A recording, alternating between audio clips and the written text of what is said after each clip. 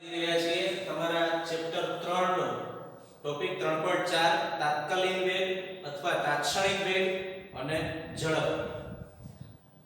આપણે એવું જોઈ ગયા કે સરેરાશ વેગ એટલે શું? તો કે ભાઈ કોઈ નિશ્ચિત સમયગાળામાં પદાર્થ કેટલી ઝડપથી ગતિ કરે છે એનું માપ છે.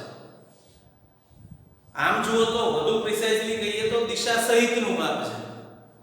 હવે અહીંયા એવું બને છે કે આપણે આખા એક ગાળા વિશે વાત કરી રહ્યા છીએ. મેં તમને એક ઉદાહરણ આપેલું કે ધારો કે કોઈ વ્યક્તિ એના ઘરેથી ગાડી લઈને નીકળે 60 કિલોમીટર દૂર આવેલા સ્થળે, ધારો કે એ વ્યક્તિ 15 મિનિટ 1 કલાકમાં પહોંચે છે માની લો, તો એની સરેરાશ ઝડપ 60 કિલોમીટર પ્રતિ કલાક ગણાય.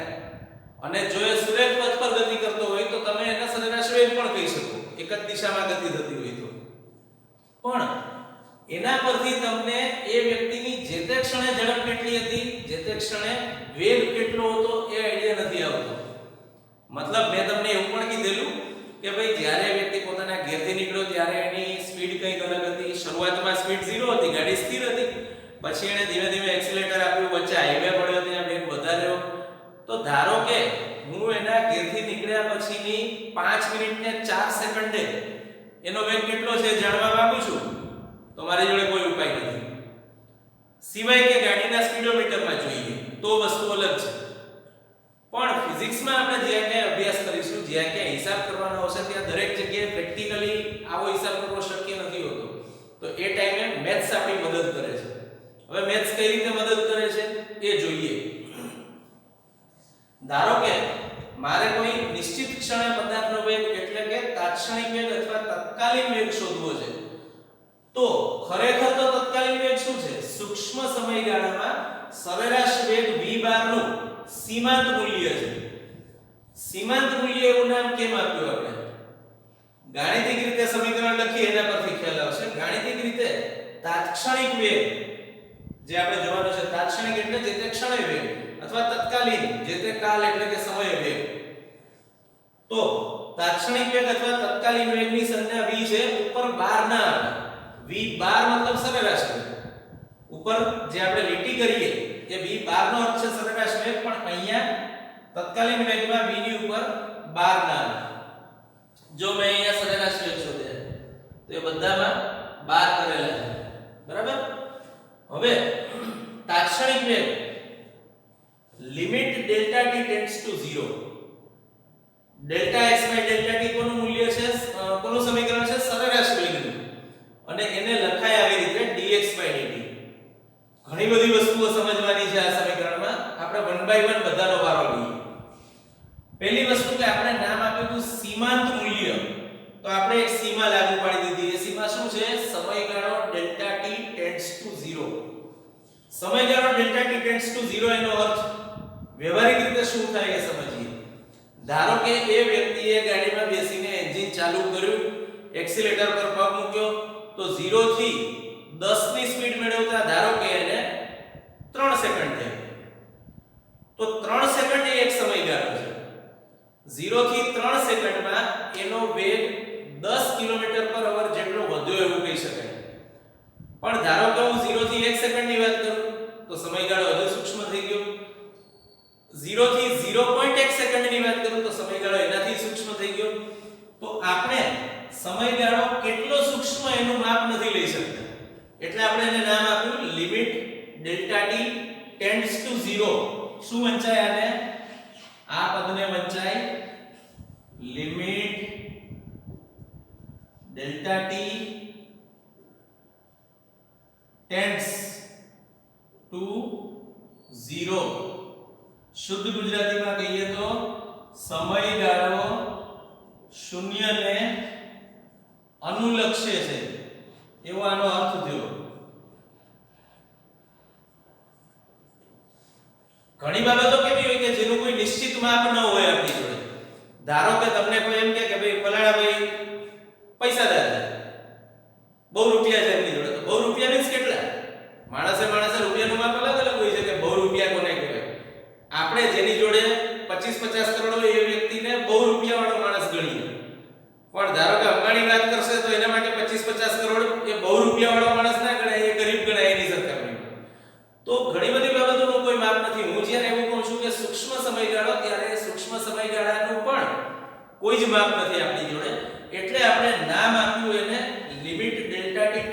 0 મૂલ્ય આપ્યું, મતલબ કે સમયગાળો 0 ને અનુલક્ષે છે. બીજી રીતે કેવું હોય તો શૂન્યવત છે પરંતુ શૂન્ય નથી. સમયગાળો શૂન્ય હોય તો આપણી ચર્ચાનો કોઈ મતલબ જ નથી રહેતો. એટલે સમયગાળો આપણે લીધો શૂન્યવત, એટલો સૂક્ષ્મ કે એટલો સૂક્ષ્મ સમયગાળો આપણે વિચારી પણ નથી શકતા. એટલે આપણે એને એક સંજ્ઞા આપી દીધી limit delta T tends to 0. તો મેં જે ઉદાહરણ આપ્યું એમાં કેવું હતું કે તમે એવું કીધું કે ભાઈ 0 થી 10 કિલોમીટર/h સ્પીડ મેળવવા માટે એને 3 સેકન્ડ લાગી. સાદી ભાષામાં કહીએ તો વેગનું મૂલ્ય 10 કિલોમીટર/h બદલાવવા માટે 3 સેકન્ડ સમયની જરૂર હતી. પછી જ્યારે 3 ના બદલે 1 જ સેકન્ડ સમયગાળો આપ્યો, 0 થી 1 સેકન્ડનો, તો વેગ બદલાયો પણ એટલો બધો નહીં. જે 3 સેકન્ડમાં મૂલ્ય થઈ જતું હતું 0 થી 10, એના બદલે હવે હું 1 જ સેકન્ડ આપું તો 1 સેકન્ડમાં મૂલ્ય વધીને કદાચ 0 થી બદલાઈને 2 થયું હશે કે 3 થયું હશે, ડઝન્ટ મેટર. પણ આટલો મોટો ચેન્જ નથી આવતો, અહીંયા ચેન્જ ઘટી ગયો. તો તમે સમયગાળો નાનો કરતા ગયા એટલો નાનો કરી નાખ્યો કે વેગને બદલાવવા માટે પૂરતો સમય જ ન મળ્યો.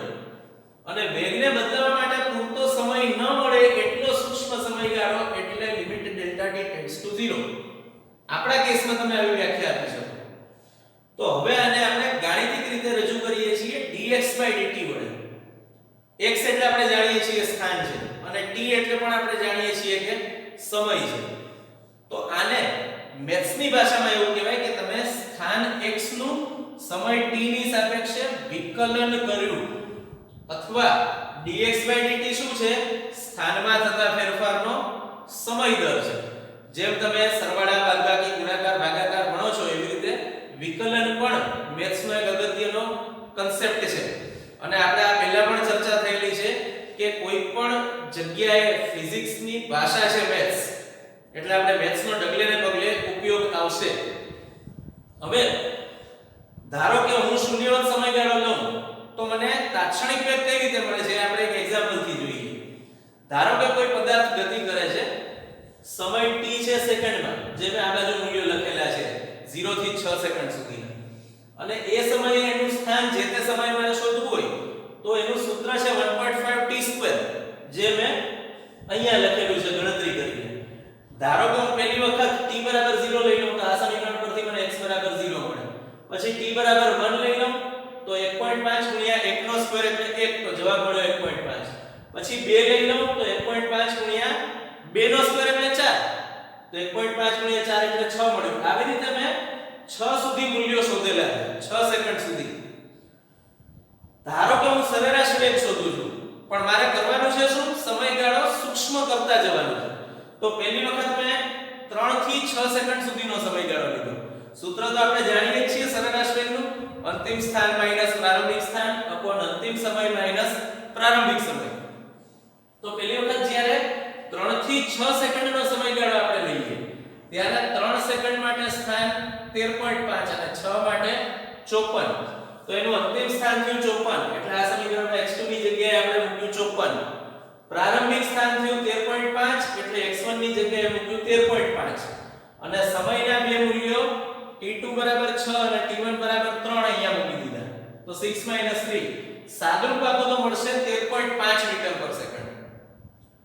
હવે એ જ રીતે હું 3 સેકન્ડ થી 4 સેકન્ડનો સમયગાળો લઉં તો 4 સેકન્ડે એનું સ્થાન અંતિમ સ્થાન x2 24 લીધું મેં આ સમીકરણમાં. x1 તો હજુ 13.5 એનું જ રાખ્યું છે આપણે, કારણ કે પ્રારંભિક લિમિટ તો નક્કી છે 3. એ જ રીતે છેદમાં t2 4 લીધું અને t1 હવે હતું એનું 3, તો મને સાદું મળ્યું 10.5 મીટર પર સેકન્ડ. જો બે કેસમાં મને સરેરાશ વેગના મૂલ્યો જુદા જુદા મળ્યા, મેં સમયગાળો નાનો કર્યો તો મને મૂલ્ય અલગ મળ્યું. હું હજુય નાનો સમયગાળો વિચારું, જો અહીંયા 3 સેકન્ડનો સમયગાળો છે, 3 થી 6 મતલબ 3 સેકન્ડ. અહીંયા 1 સેકન્ડનો સમયગાળો છે, 3 થી 4 મતલબ કે 1 સેકન્ડનો સમયગાળો. પણ હવે હું 3 થી 3.1 સેકન્ડ લઉં છું, તો 3.1 સેકન્ડ જ્યારે હું આમાં મૂકી દઉં ત્યારે મને મળશે 14.415, અને 3 સેકન્ડ વાળું 13.5 મેં એનું રાખ્યું છે. ફરીથી એકવાર કિંમત હવે લીધી 3.1 અને t1 બરાબર 3. સાદુરૂપ આપીએ તો મળે છે 9.15. હવે ત્રણે ત્રણ મૂલ્યો આપણને અલગ મળ્યા. એના પરથી એવું સાબિત થયું કે મોટા સમયગાળામાં તમે સરેરાશ વેગનું મૂલ્ય શોધશો તો એ તમને તાત્ક્ષણિક વેગ જેટલું નહીં મળે. તો આપણે શું કર્યું? શૂન્યવત સમયગાળો લીધો. જો અહીંયા આપણે લખ્યું છે limit delta t tends to 0 મતલબ સમયગાળો શૂન્યવત છે પણ શૂન્ય નથી. આ તો આપણે સરળતા ખાતર અહીંયા 3.1 લીધું. તમે 3.01 કે 3.001 કે 3.00001 જેટલો સૂક્ષ્મ વિચારી શકો એના કરતા પણ સૂક્ષ્મ સમયગાળો છે. શૂન્યવત છે પણ શૂન્ય નથી. હવે વિકલન આપણને કઈ રીતે મદદ કરે છે એ જોઈએ. તો એના માટે આપણે પહેલા તો વિકલનનું એક સામાન્ય સૂત્ર યાદ રાખવું પડશે જે મેં અહીંયા લખેલું છે. આ સામાન્ય સૂત્ર યાદ રાખવાનું છે. તમને પાઠ્યપુસ્તકમાં ચેપ્ટર 3 ના અંતમાં એક પરિશિષ્ટ આપેલું છે. એમાં પણ વિકલન વિશે તમને ઘણી બધી માહિતી આપી છે. પણ વિકલનથી થોડા ફેમિલિયર થઈ જાવ પછી એ પરિશિષ્ટ પર જવાનું. અત્યારે પ્રાથમિક ખ્યાલ મેળવીએ એટલું પૂરતું છે. સૂત્ર છે d/dx of x⁻n બરાબર nx⁻n - 1. મતલબ કે x⁻n n ઘાતાંક છે. x⁻n નું વિકલન કરો તો આ ઘાતાંક ગુણાકારમાં આવી ગઈ જો n અને નવી ઘાતાંક n ના બદલે થઈ ગઈ n - 1 મતલબ નવી ઘાતાંક એક બાદ થઈને આવે. ખાસ અગત્યની વસ્તુ વિકલન એટલે ફેરફારનો દર છે. બરાબર? અહીંયા છેદમાં સમય હતો એટલે આપણે સમય દર લીધો. પણ કોઈ બી વિકલન એટલે ફેરફારનો દર. કોઈ ભૌતિક રાશિમાં કેટલી ઝડપથી ફેરફાર થાય છે એનું માપ એટલે વિકલન. તો અહીંયા જ્યારે આપણે વિકલનની વાત કરીએ ત્યારે ખાસ મગજમાં રાખવાનું છે કે અચળ પદનું વિકલન શૂન્ય થઈ જાય. તમને ધારો કે એમ કહેવામાં આવે કે ભાઈ સ્થાનમાં સમય સાથે થતો ફેરફાર બરાબર છે એનું નામ છે વેગ. પણ ધારો કે તમને એમ કહેવામાં આવે કે 5 સંખ્યામાં સમય સાથે થતો ફેરફાર કેટલો? કશું જ નહીં, 5 અચળ છે. તો અચળ પદનું વિકલન શૂન્ય થાય જો એની જોડે ગુણાકારમાં કોઈ ચલ પદ ન હોય તો. ચલ પદ ગુણાકારમાં હોય તો શું થાય એ સમજવા માટે તો આપણું ઉદાહરણ કામનું છે. અહીંયા લીધું છે જોઈ શકો છો 1.5 t² માં 1.5 અચળ છે જ્યારે t² સમય હંમેશા બદલાય છે એટલે ચલ છે. તો હવે મારે જો વેગ શોધવો હોય તાત્ક્ષણિક વેગ v તો મારે કરવું પડે dx/dt. એટલે હું લખું છું v dx/dt. એટલે કે હું x ની કિંમત લઈ લઉં અહીંયા મૂકીએ તો શું લખાય? d/dt of x ની કિંમત 1.5 t². ફરીથી એકવાર મેં કીધું એમ એકલું 1.5 હોત તો વિકલન શૂન્ય થાય પણ એકલું 1.5 નથી. 1.5 અચળ પદ મેં બહાર લઈ લીધું કારણ કે બીજું પદ ચલ છે. તો d/dt of t². આ d/dt છે ને એવું સૂચવે છે કે સમયની સાપેક્ષે વિકલન છે. તમે જુદા જુદા પ્રકારના વિકલનો ભવિષ્યમાં ભણશો. ધારો કે તમે એવું લખો કે d/dx તો એનો અર્થ એવો છે કે સ્થાનની સાપેક્ષે વિકલન છે. d/dt મતલબ સમયની સાપેક્ષે વિકલન. તો 1.5 d/dt of t² એમનું એમ રહ્યું. હવે આ પદને સાદુરૂપ આપવા માટે જે આપણે d/dt of t² કર્યું છે એનો જવાબ આ મળ્યો 2t. કઈ રીતે સમજીએ જો. અહીંયા d/dx x⁻n છે પણ અહીંયા તો d/dt છે. એટલે અહીંયા x ના સ્થાને મારે શું મૂકવું પડે? t. તો અહીંયા પણ t મૂકવાનો અને n બરાબર અહીંયા કેટલા છે? 2 ઘાતાંક. એટલે મેં અહીંયા મૂકી દીધું 2. તો હવે નિયમ મુજબ મૂળ ઘાતાંક ગુણાકારમાં આવી ગઈ 2. x ના સ્થાને t મૂક્યું અને એની ઘાત કેટલી? 2 - 1. તો 2 - 1 એટલે તો એક ઘાત લખવાની જરૂર નથી. તો થઈ ગયું 2 * t. આ જે આપણે અહીંયા શોધ્યું એ મેં ત્યાં મૂક્યું છે. તો હવે મને સમીકરણ મળ્યું તાત્ક્ષણિક વેગ શોધવાનું સમીકરણ મળ્યું 3t. તો t બરાબર 3.1 સેકન્ડ હું લઈ લઉં જે મેં અહીંયા લીધું હતું. 3.1 સેકન્ડ સમયે વેગ કેટલો છે એ મારે જાણવું હોય તો 3 * 3.1 ફાયદો થઈ ગયો જબરદસ્ત. આપણને એક સીધે સીધું સમીકરણ મળી ગયું. આ કોઈ મૂલ્યો ગણવાની કે આ બાદબાકી લેવાની કે સમયગાળો વિચારવાની બધી જ જવાબદારી જતી રહી બિલકુલ. એટલે આપણે શું કર્યું, સીધે સીધું આ સમીકરણમાં કિંમત મૂકી દીધી 3.1, તો 3 ગુણ્યા 3.1 એટલે જવાબ મળ્યો 9.3 મીટર પર સેકન્ડ. અહીંયા કેટલો મળતો હતો 9.15, રાઉન્ડ ઓફ કરો તો 9.2, તો કેટલો ઓછો ડિફરન્સ મળ્યો, ખાલી 0.1 મીટર પર સેકન્ડ જેટલો તફાવત આવ્યો.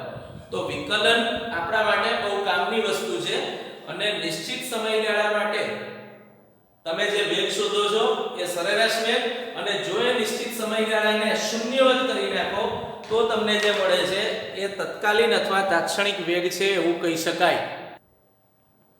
હવે ધારો કે મારે આલેખ પરથી તાત્ક્ષણિક વેગનું મૂલ્ય શોધવું છે તો શું કરવું પડે એ આપણે હવે જોવા જઈ રહ્યા છીએ. ધારો કે મેં કીધું એમ 0 થી 6 સેકન્ડમાં તમારે સરેરાશ વેગ શોધવો છે, તો 0 થી 6 સેકન્ડને જોડતી એક લાઈન દોરી દો. આ બંને રીડિંગ્સ, આ 0 એ 0 હતું સ્થાન અને 6 એ 54 મીટર હતું. મેં x વિરુદ્ધ t નો ગ્રાફ દોર્યો છે કારણ કે આપણે જો સરેરાશ વેગ શોધવું હોય અથવા તાત્ક્ષણિક વેગ શોધવું હોય તો બે કેસમાં આપણે x અને t, સ્થાન અને સમય બંનેની જરૂર પડવાની. તો આપણે આ ગ્રાફમાં 0 અને 6 વાળા બંને રીડિંગને જોડી દેતી એક સ્ટ્રેટ લાઈન દોરી. હવે ધારો કે હું 3 થી 6 સેકન્ડના ગાળાની વાત કરું, જે આપણે હમણાં ઉદાહરણ લીધું છે, તો મારે 3 થી 6 વાળું રીડિંગ જોડી દેવાનું, આવી એક લાઈન દોરવાની. ધારો કે 3 થી 4 સેકન્ડમાં સરેરાશ વેગ જોઈતું હોય તો અહીંયા એક લાઈન દોરી દીધી. હવે આ લાઈન દોરીને કરવાનું શું, આપણે એનો ઢાળ શોધવાનો. તો ધારો કે હું 0 થી 6 સેકન્ડ વાળી લાઈનનો ઢાળ શોધું તો શું મળે, કોઈ પણ ગ્રાફનો ઢાળ શોધવા માટેનું સમીકરણ છે y અક્ષનું મૂલ્ય ભાગ્યા x અક્ષનું મૂલ્ય. તો 0 થી 6 માટે y અક્ષનું મૂલ્ય કેટલું, અહીંયા 54 છે, અને x અક્ષનું મૂલ્ય કેટલું, 6 - 0 એટલે 6, તો મને જવાબ મળ્યો 9 મીટર પર સેકન્ડ. એ જ રીતે આ 0 થી 6 સેકન્ડમાં હતો, તો આ જે ઢાળ શોધ્યો એને v કહેવાય, v બાર સરેરાશ વેગ. કારણ શું, ઢાળ આફ્ટર ઓલ તો આપણે delta x by delta t કરીને શોધ્યો ને. આપણે જુઓ અહીંયા જે લીધું એ ડેલ્ટા x હતું y અક્ષ પર, અને અહીંયા જે લીધું એ ડેલ્ટા t છે x અક્ષ પર, એટલે આપણે ફાઇનલી તો એ જ કર્યું 54/6. એ જ રીતે જો તમારે 3 થી 6 સેકન્ડ શોધવું હોય તો 3 સેકન્ડ થી 6 સેકન્ડમાં શું બને, ઢાળ બરાબર 3 થી 6 સેકન્ડમાં પ્રારંભિક અંતિમ સ્થાન 54 માઈનસ 3 એ સ્થાન કેટલું હતું 13.5 ભાગ્યા 3, તો પાછો આનો અમુક મીટર પર સેકન્ડ વેગ મળ્યો તમને. તો તમે જ્યારે કોઈ પણ નિશ્ચિત સમયગાળામાં સરેરાશ વેગ શોધવા માંગતા હો ત્યારે તમારે એ ગ્રાફનો જે ગાળામાં ઢાળ શોધવો છે, સરેરાશ વેગ શોધવો છે, એ દરમિયાનમાં ઢાળ શોધવાનો થાય. પણ મેં તમને કીધું એમ આ તો આપણે સરેરાશ વેગની વાત કરી. ગ્રાફ પરથી તાત્ક્ષણિક વેગ શોધવો હોય તો શું, ધારો કે તમને એમ થયું કે ભાઈ 5 સેકન્ડ માટે તાત્ક્ષણિક વેગ કેટલો, કશું નહીં, અહીંયા 5 સેકન્ડને એક સ્પર્શક દોરી દો અને હવે આ સ્પર્શકનો ઢાળ શોધી કાઢો. આ y અક્ષનું મૂલ્ય જે આવતું એ ભાગ્યા x અક્ષનું મૂલ્ય, તો આ y અક્ષના મૂલ્યને ડેલ્ટા y કહીએ અને x અક્ષના મૂલ્યને ડેલ્ટા x કહીએ. તો delta y by delta x કરો એટલે તમને ઢાળનું મૂલ્ય મળે. પણ આપણા કેસમાં આપણે શું લીધું છે, અહીં y અક્ષ પર તો લીધું છે આપણે x એટલે કે સ્થાન, તો ડેલ્ટા y ની જગ્યાએ અહીં લેવું પડે ડેલ્ટા x, અને x અક્ષ પર લીધો છે સમય, તો અહીંયા ડેલ્ટા x ના બદલે લેવું પડે ડેલ્ટા t. તો હવે મળ્યું delta x by delta t.